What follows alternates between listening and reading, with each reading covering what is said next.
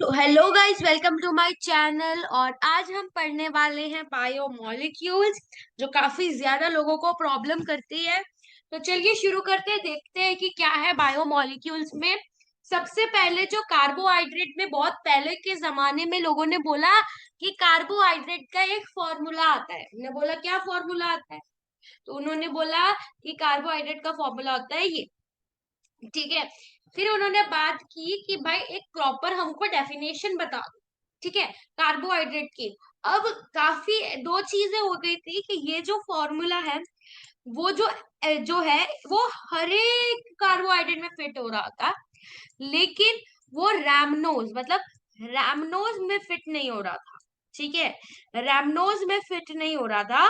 और आपका जो एसिटिक एसिड है, जो आपका एसिटिक एसिड है वो तो भाई मतलब उसका फॉर्मूला जो है वो इस फॉर्मूले में फिट हो रहा था। तो ये फॉर्मूला कहीं ना कहीं गलत हो गया। अब उसकी वजह से हम लोगों ने एक नया फॉर्मूला निकाला, जो है शुगर, जो हमें एक नया डेफिनेशन निकाला कार्बोहाइड्रेट का, जो है शुगर और सैकराइड्स। ठीक है, अब कार्बोहाइड्रेट का प्रॉपर डेफिनेशन दे दिया कि दे आर ऑप्टिकली एक्टिव। मतलब एक तो वो ऑप्टिकली एक्टिव है, पॉलीहाइड्रोक्सी अल्डिहाइड और ketone which give units on hydrolysis. ठीक है, अब शुरू करते हैं नेक्स्ट। हमने क्लासिफाई किया कार्बोहाइड्रेट को, और क्लासिफाई कार्बोहाइड्रेट को किया आइदर ऑन रिड्यूसिंग और नॉन रिड्यूसिंग। सो रिड्यूसिंग शुगर, फ्री अल्डिहाइडिक और कीटोनिक ग्रुप। वो रिड्यूसिंग शुगर कौन कौन होते हैं? जिनके पे अल्डिहाइड पर कोई भार ना हो। ठीक है, फ्री अल्डिहाइड ग्रुप हो, फ्री कीटोनिक ग्रुप हो, और वो रिड्यूस करे फेलिंग सोल्यूशन और टोलेंट सोल्यूशन को, जैसे कि मैल्टोज और लैक्टोज। ठीक है, नॉन रिड्यूसिंग शुगर्स क्या होते हैं? Do not have free aldehydic group और कीटोनिक ग्रुप, एंड वो रिड्यूस नहीं करते फेलिंग सोल्यूशन और टोलेंट सोल्यूशन को। For example sucrose. ये इंपॉर्टेंट है, काफी बार डेफिनेशन पूछा गया है। ठीक है, नेक्स्ट बात करते हैं on the basis of the behaviour of hydrolysis का जो होता है बेसिस, वो होता है हाइड्रोलिसिस पर। अभी देखते हैं हम लोग क्या होता है। Monosaccharide, oligosaccharide and polysaccharide. ठीक है, सो मोनोसैकेराइड्स क्या होते हैं? हम उनको फर्दर हाइड्रोलिसिस नहीं कर सकते, हम उनसे और फर्दर यूनिट नहीं निकाल सकते, जैसे कि ग्लूकोज, फ्रुक्टोज, राइबोज एक्सेट्रा। ठीक है, ओलिगोसैकेराइड्स क्या होते हैं? जिनमें 2 से 10 मोनोसैकेराइड्स होंगे, और हाइड्रोलिसिस पर क्या होगा? हाइड्रोलिसिस पे क्या होगा? मुझे 2 मॉलिक्यूल्स मिल जाएंगे। ठीक है, जैसे सपोज मैं एग्जांपल यहाँ पर लेती हूँ सुक्रोज का।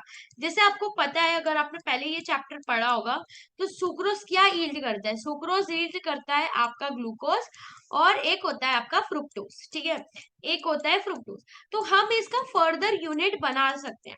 ठीक है, हम इसका क्या कर सकते हैं? फर्दर यूनिट बना सकते हैं, इसलिए हम इसको डाइस ओलिगोसैकेराइड बोलते हैं। ठीक है, पॉलीसेकेराइड क्या होते हैं भाई? उसके हाइड्रोलिसिस करो, आप उसमें पानी डालो, उसके बॉन्ड्स को तोड़ो, तो आपको 1000 से 3000 के मॉलिक्यूल्स मिल जाएंगे। ठीक है, जैसे स्टार्च और सेल्यूलोज। स्टार्च में इतना ग्लूकोज होता है, इतना ग्लूकोज होता है कि एक स्टार्च में तो थाउजेंड्स ऑफ ग्लूकोज होता है।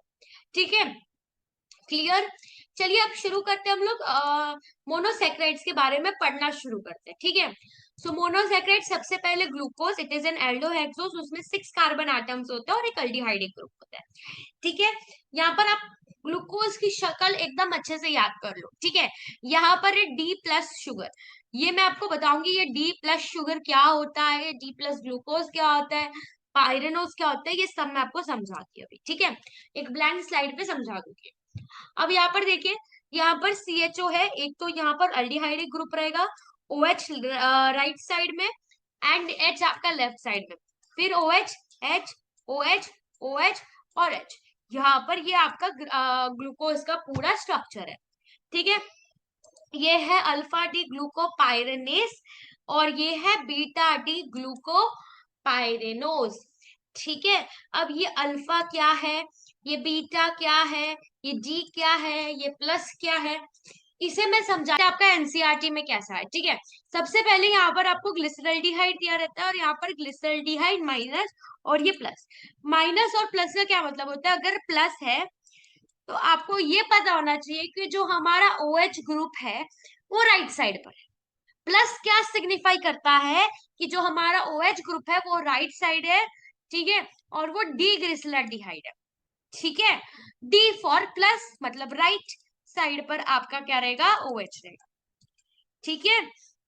अब मैं आपको एग्जांपल लेती हूँ, अगर हमारा OH लेफ्ट साइड में है तो हम उसको क्या बोलेंगे कि वो L कॉन्फ़िगरेशन से है, और उसका एक नेगेटिव से हम उसको डिनोट करते हैं, ठीक है। इतना आपको समझ आ गया बेहतरीन तरीके से, वही यहाँ पर दिया हुआ है। अब हम ये कैसे डिसाइड करेंगे ये कौन सा डी होगा कौन सा एल होगा, ये कैसे डिसाइड करेंगे, बहुत इजी है। आपको क्या करना है, सपोज जैसे मैंने आपको यहाँ पर बोला कि यहाँ पर ये चीज जो है बहुत टफ लगता है लोगों को, लेकिन आप इस वीडियो देखने के बाद आपको समझ आ जाएगा ये चीज। ये मैंने क्या बोला आपको, ये डी है, ये एल है। इसमें मैंने डी कैसे बोल दिया कि डी जो है वो राइट साइड को करता है, आप मेरे साथ बोले, डी जो है वो राइट साइड को ध्यान देता है। राइट साइड में अगर OH होगा तो डी होगा, लेकिन अगर वही OH लेफ्ट साइड में है तो वो क्या होगा, एल होगा, ठीक है। तो इसका जो नाम है वो डी ग्लिसरॉल्डिहाइड है, और इसका जो नाम है वो एल ग्लिसरॉल्डिहाइड है। अब समझिए कि ये आपके पापा जी है और ये आपकी मम्मी है, ठीक है, ये आपकी क्या है, मम्मी है, ठीक है। अब डी जो है for dad and L for mama, clear, ये आपके मम्मी पापा है, ठीक है। अब हम ग्लूकोज को लेके आते हैं जो इनका एक बच्चा, ठीक है। अब ग्लूकोज जो इनका बच्चा है वो क्या है, अब हमें देखना है, ये आपका ग्लूकोज है।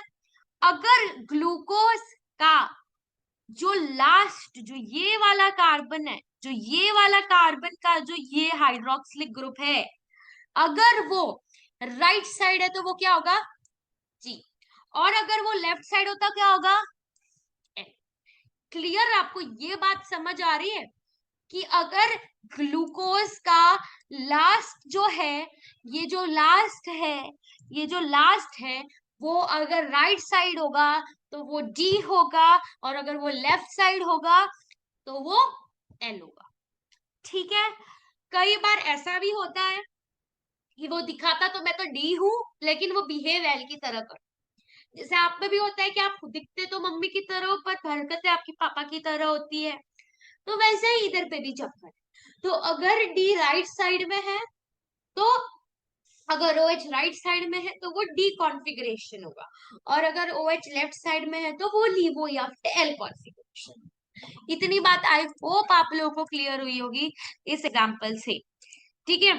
अब आगे बढ़ते हैं हम लोग, आगे क्या है हमारा, आगे हमारा वही मैंने आपको डी और वो समझा दिया। पायरेनोज क्यों बोलते हैं, क्योंकि ये पायरेनोज की तरह दिखता है। अब प्रिपरेशन कैसे, दो प्रिपरेशन है जो बहुत ज्यादा इंपॉर्टेंट है। सबसे पहली है तो सुक्रोज से बनाना। सुक्रोज में कैसे बनाएंगे, आपको वाटर मॉलिक्यूल डालना है इन प्रेजेंस ऑफ कोई भी एसिड, सो ये लेबोरेटरी मेथड है। कमर्शियल मेथड क्या है कि आप स्टार्च में नंबर ऑफ वाटर आयंस डालो, 393 केल्विन, 2 से 3 प्रेशर, और यहाँ पर आपको ग्लूकोज मिल जाए। यहाँ पर आपको कोई भी डिफिकल्टी नहीं आएगी बनाने में, ठीक है। अब बात करते हैं यहाँ पर, ये जो है ये बहुत ज्यादा इंपॉर्टेंट है। आप लोग भी जानते हो कि कितना इंपॉर्टेंस रखता है आपकी लाइफ में। So glucose was assigned open chain structures, ठीक है। हमने क्या बोला कि ग्लूकोज जो है वो ओपन चेन स्ट्रक्चर, ठीक है। अब हमें पता कैसे चला कि भाई ग्लूकोज ओपन स्टेट स्ट्रक्चर है, ऐसे मेरे को सपना आया था, नहीं नहीं यार, साइंटिस्ट को सपना आया था, ऐसा नहीं हुआ था, साइंटिस्ट को कोई सपना नहीं आया था, ठीक है। ये आपका ग्लूकोज है, यहाँ पर आपको ग्लूकोज दिया हुआ है, ठीक है। जब हमने उसमें HI डाला तो हमें सारे ऑक्स, ये OH उड़ गए, सारे OH क्या हो गए, उड़ गए, पंछी बड़ू उड़ती पेड़ू सारे उड़ गए, ठीक है। और वहां पर मेरे को क्या पता चला कि भाई जो हमारा ग्लूकोज है वो एक स्ट्रेट चेन है, 6 कार्बन एटम है, और वो एक स्ट्रेट चेन है, ठीक है। और उसके बाद मैंने उसी ग्लूकोज का रिएक्शन करवाया किसके साथ, NH NH2OH के साथ। इससे क्या पता चला, presence of carbonyl group.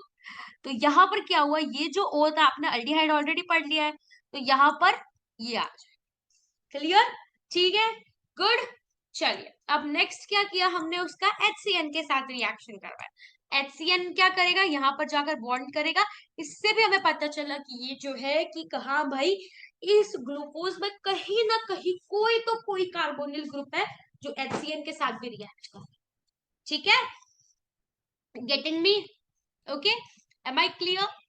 Okay, next, यहाँ पर जो ग्लूकोज है वो जाके यहाँ पर ब्रोमीन वाटर के साथ रिएक्ट कर कर ऑक्सीडाइज हो रहा है और ग्लूकोनिक एसिड बना रहा है, जिससे हमें पता चलता है हाँ कोई अल्डिहाइड ग्रुप भी हमारे ग्लूकोज में है।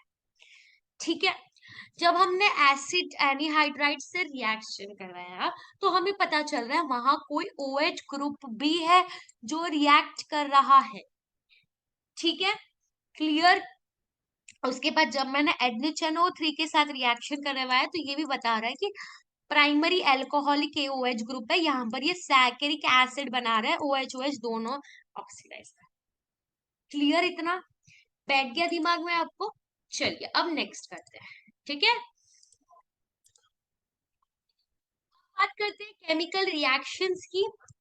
सो केमिकल रिएक्शंस, रिडक्शन, ग्लूकोज का जब मैंने रिडक्शन किया तो वो रिड्यूस भी हो गया, जो CHO ग्रुप यहाँ पर था वो CH2OH बन गया। ठीक है, वो रिएक्शन भी कर रहा है।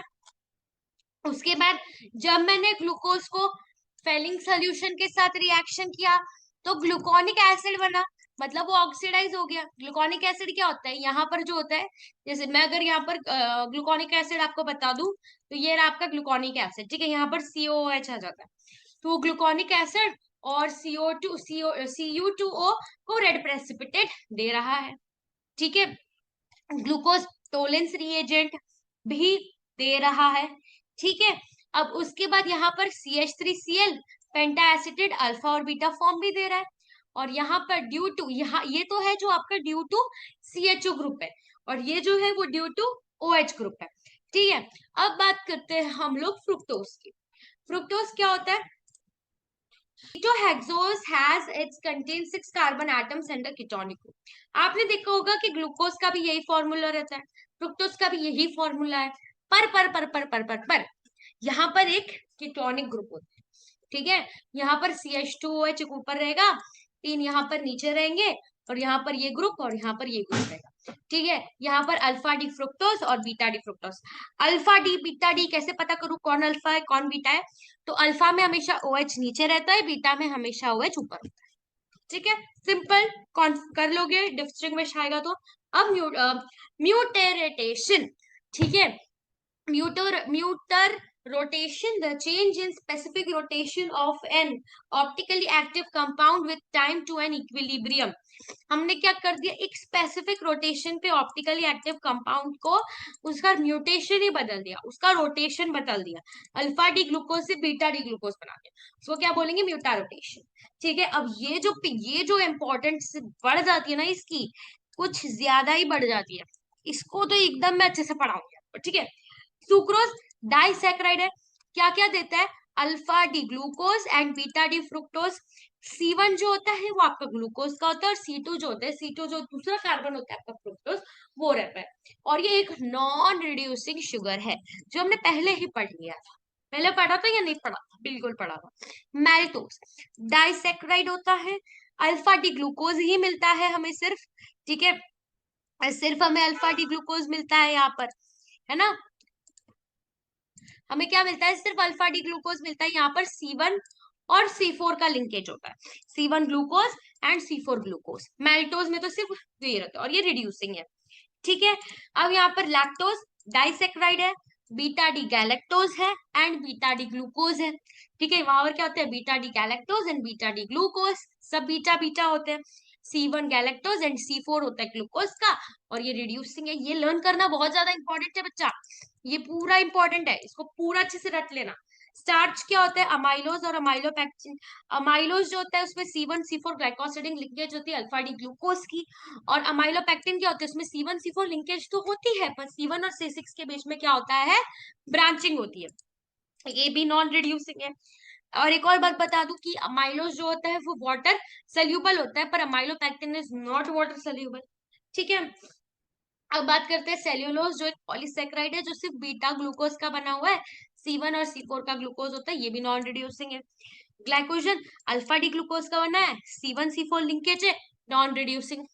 तो यहाँ पर हमारा कार्बोहाइड्रेट का पार्ट तो खत्म हो जाता है। अब हम आते हैं प्रोटीन में। ठीक है। अब प्रोटीन का क्या है, they are the biomolecules of the living system made up of nitrogen organic compound by condense. भाई आपने देखा होगा कोई जिम बना रहा है, भाई मेरे को प्रोटीन ज्यादा चाहिए, प्रोटीन प्रोटीन प्रोटीन प्रोटीन। अब ये प्रोटीन जो है वो इतना स्पेशल है कि इसमें बहुत पॉजिटिव, बहुत बेसिक और एसिडिक ग्रुप रहता है। तो इसको हम क्या कहते हैं, ज्विटरायन, जिसकी वजह से ये एम्फोटेरिक बिहेवियर भी शो करता है। ठीक है। अब बात करते हैं classification of amino acids. So classification of amino acids, so एक तो होता है न्यूट्रल, एक होता है एसिडिक और एक होता है बेसिक। सो न्यूट्रल में क्या होता है, सीओएच ग्रुप, जितना एसिडिक ग्रुप होगा उतना ही बेसिक ग्रुप है, जैसे ग्लाइसिन, एलानाइन, वैलिन। ठीक है। एसिडिक ग्रुप क्या है, जहां पर सीओएच ग्रुप ज्यादा हो जाएगा NH2 ग्रुप के साथ, जैसे एस्पेरेटिक एसिड, एस्पेराजिन, ग्लूटामिक एसिड। ठीक है। यहाँ पर क्या आ जाएगा, बेसिक, जहां पर NH ग्रुप ज्यादा हो जाएगा COH ग्रुप के साथ, जैसे लाइसिन, अर्जिनिन एंड हिस्टीडीन। ठीक है। अब बात करते हैं यहाँ पर essential and non essential amino acid on the basis of synthesis. ठीक है। So on the base cannot be synthesized, essential amino acids cannot be synthesized in our body and must obtain through diet. हमें उसको through diet लेना पड़ता है, जैसे valine, leucine, lysine, leucine, arginine etcetera. और ये जो है non essential amino acids can be synthesize in the body, glycine, alanine, glutamic acid, aspartic acid etcetera. ये बहुत ज्यादा इंपॉर्टेंट है। ठीक है। कि जो एसेंशियल होता है हम उसको अपनी बॉडी में नहीं बना सकते, जैसे वैलिन ले लो, लाइसिन ले लो, आप इसको बॉडी में नहीं बना सकते। पर जो नॉन एसेंशियल है वो आप अपनी बॉडी में बना सकते हो, जैसे ग्लाइसिन, एलेनाइन, ग्लूटामिक एसिड। ठीक है। चलिए अब देखते हैं नेक्स्ट। अब क्या है प्रॉपर्टीज, जैसे मैंने आपको ज्विटरायन के बारे में बताया था वही यहाँ पर है। ठीक है।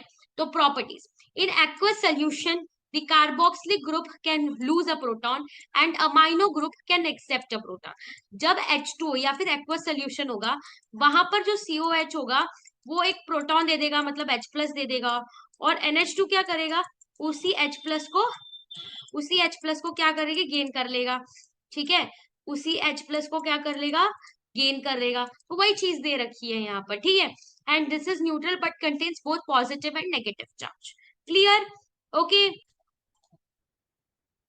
फिर उसके बाद यहाँ पर देख लो, वही कह रहे हैं कि यहाँ पर ये H लूज कर दिया और यहाँ पर इसने ये गेन कर लिया। देख लो यहाँ पर ये तो इस पर ट्रायन बन गया। ठीक है।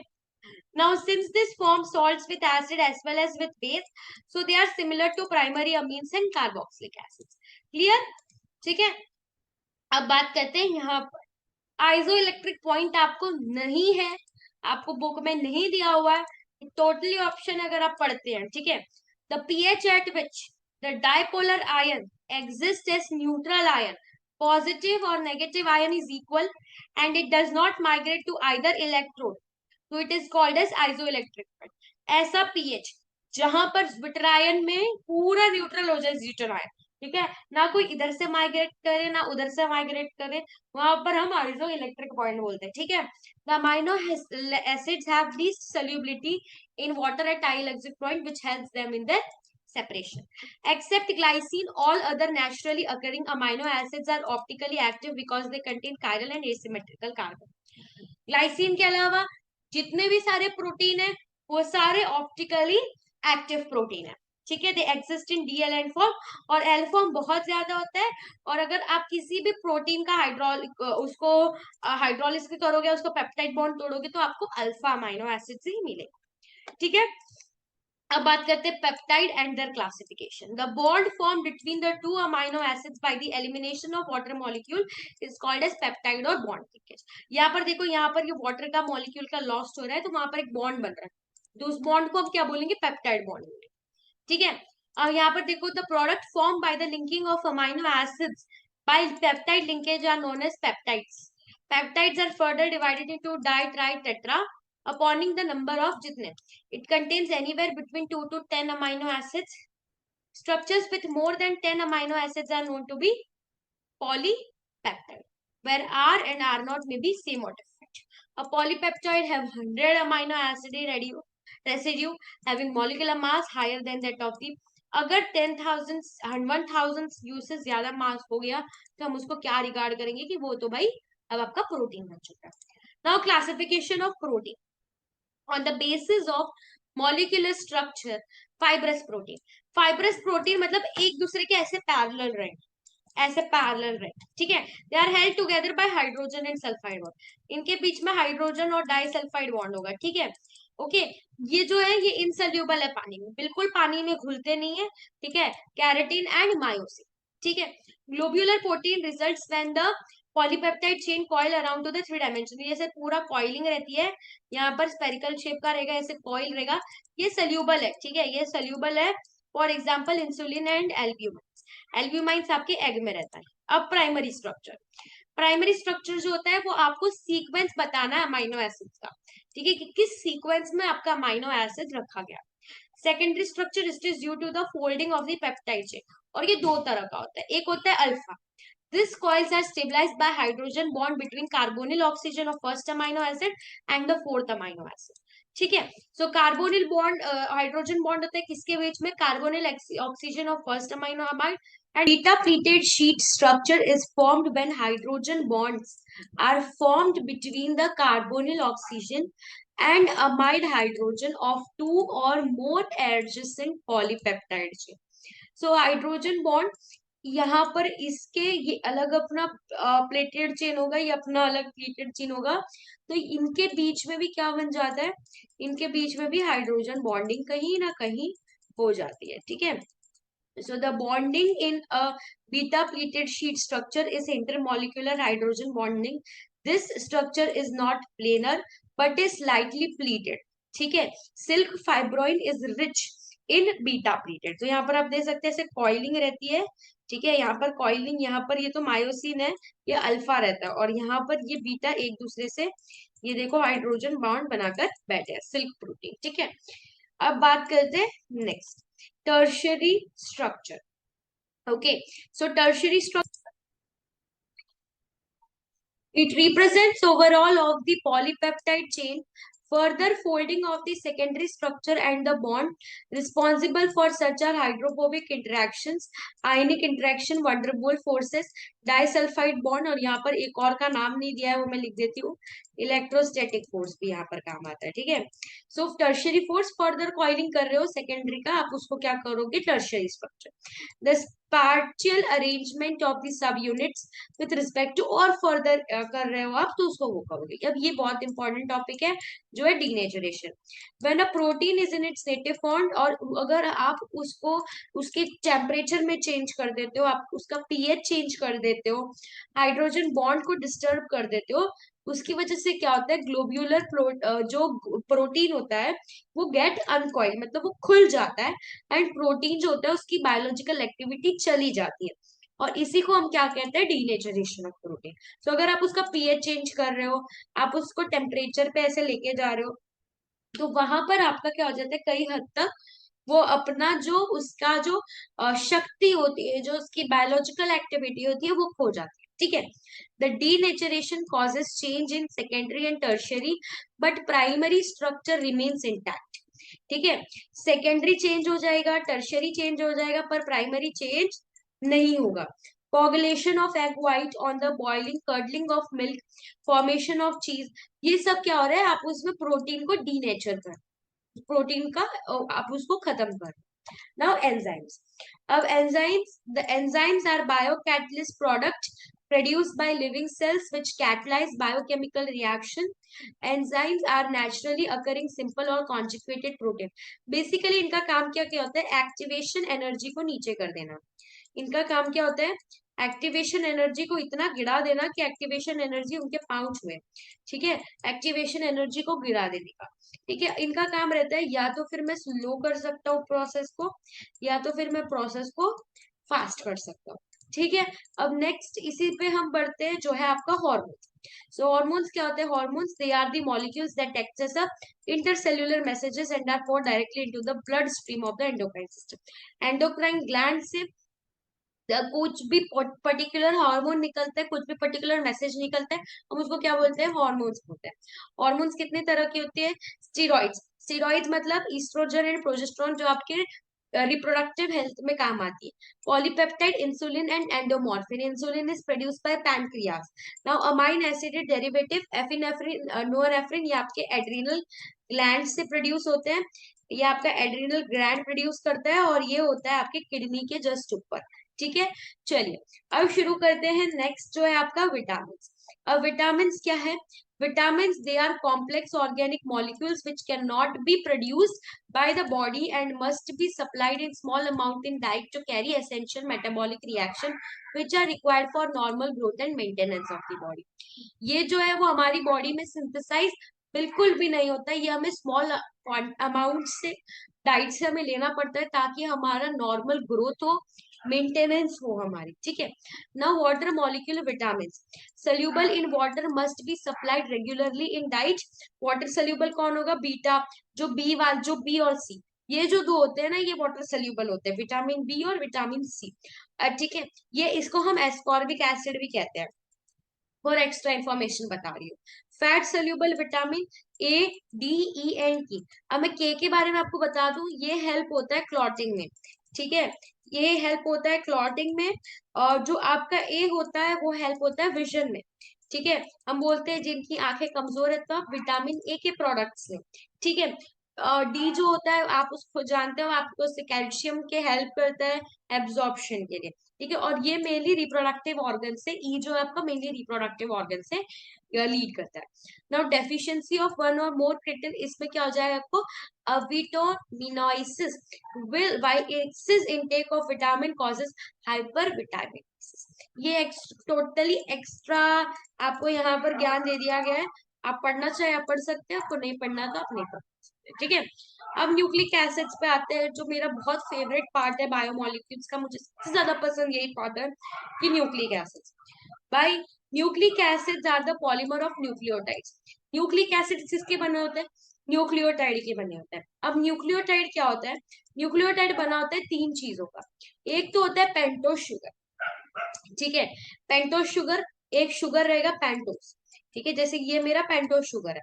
ठीक है, अब इस पेंटोस शुगर में एक टू, अगर मैं यहाँ पर इसको टू मान रही हूँ तो यहाँ पर OH है, तो हम इसको क्या कहेंगे? राइबोस। ठीक है, और अगर उसी जगह राइबोस नहीं है तो हम उसको क्या कहेंगे? डीऑक्सीराइबोस। ठीक है, तो यहीं पर वो दिया हुआ है deoxyribose, ribose. Nitrogenous base, pyrimidine and purine. Pyrimidine, अब इसको लर्न करने का मैं आपको फॉर्मूला बताती हूँ। Cut the pyramid. ठीक है, CUT, कट पिरिमिडीन। तो साइटोसिन, थाइमीन और यूरासिल। ये अब जो ये यूरासिल होता है, ये सिर्फ मैं आपको बता देती हूँ, यहाँ पर DNA जो होता है उसमें आपका प्यूरिन पढ़ा देती हूँ पहले। प्यूरिन जो होता है वो एडेनिन होता है और ग्यूनिन होता है। आपका जो DNA होता है उसमें टी ATA और T और G होता है। ठीक है, बल्कि आपका जो RNA होता है उसमें आता है आपका UA, और यहाँ पर आपका आ जाएगा C और G। तो यहाँ पर T की जगह क्या होता है? यहाँ पर U होता है। और ये डबल स्ट्रैंड होता है और ये सिंगल स्ट्रैंड होता है, और एक फॉस्फेट ग्रुप होता है। सो न्यूक्लियोसाइड में क्या होता है? एक तो पहले सबसे पहले पेंटोस शुगर होगा, फिर एक नाइट्रोजनस बेस होगा, और वहां पर एक फॉस्फेट का ग्रुप होगा। हम उसको क्या कहेंगे? न्यूक्लियोसाइड कहेंगे। ठीक है, अब बात करते हैं नेक्स्ट टाइप ऑफ न्यूक्लियोसाइड। दो तरह के होते हैं, एक तो होता है DNA, एक होता है RNA। DNA, RNA के तीन होते हैं। मैसेंजर RNA, ये टेम्पलेट RNA होता है जिस पर हमारा प्रोटीन कोड होता है। rRNA विच हेल्प्स, कैटलिस्ट की तरह हेल्प करता है। और tRNA जो रीड करता है। ठीक है, अब ये ज्यादातर तो बायो का है। ठीक है, बायो में जो लोग हैं उन्होंने और डीपली इस चीज को पढ़ा होगा, वो मुझे पढ़ा देंगे, ऐसे नॉलेज होंगी उनके पास इसके बारे में। Now Chargaff rule. Chargaff rule क्या बोलता है? Amount of purine bases is always equal to the pyramidal bases. मतलब जितनी भी, अगर ए जितना है तो ए, आपको पता है A is bonded with T with the double bond. ठीक है, and C is bonded with G with the triple bond. ठीक है, तो जितना ए होगा उतना ही टी होगा, जितना सी होगा उतना ही जितना सी होगा उतना ही आपका जी होगा। तो purine base of one string of DNA molecules is equal to the pyramid. Adenine pairs with thymine through two hydrogen bonds and guanine pair with triple hydrogen bond. In case RNA में क्या होता है, T नहीं होता है, उसकी जगह पर यू होता है। ठीक है, और ठीक है, अब उसके बाद आते हैं replication. It is the process by which DNA molecule form two copies of identity. Now protein synthesis, it occurs in two steps. एक तो होता है ट्रांसक्रिप्शन, एक होता है ट्रांसलेशन। अब मैं आपको इसको समझा देती हूँ। डीएनए है, उससे अगर आरएनए बन रहा होगा तो हम उसको क्या कहेंगे, ट्रांसक्रिप्शन। ठीक है, उसको हम क्या कहेंगे, ट्रांसक्रिप्शन। और अगर आरएनए से प्रोटीन बन रहा होगा तो हम उसको क्या कहेंगे, ट्रांसलेशन। ठीक है, उसको हम क्या कहेंगे, ट्रांसलेशन। याद कैसे रखिए, कौन ट्रांसक्रिप्शन कौन ट्रांसलेशन, तो आप यहाँ पे रखिए सी पहले आता है, एबीसीडी में सी पहले आता है तो पहले ट्रांसक्रिप्शन होता है, बाद में ऐसा आता है तो बाद में ट्रांसलेशन होता है। So that's for all today. If you like the video, don't forget to like, share, and subscribe my channel. Thank you for watching. Best of luck for your exams. I know you will top this exam.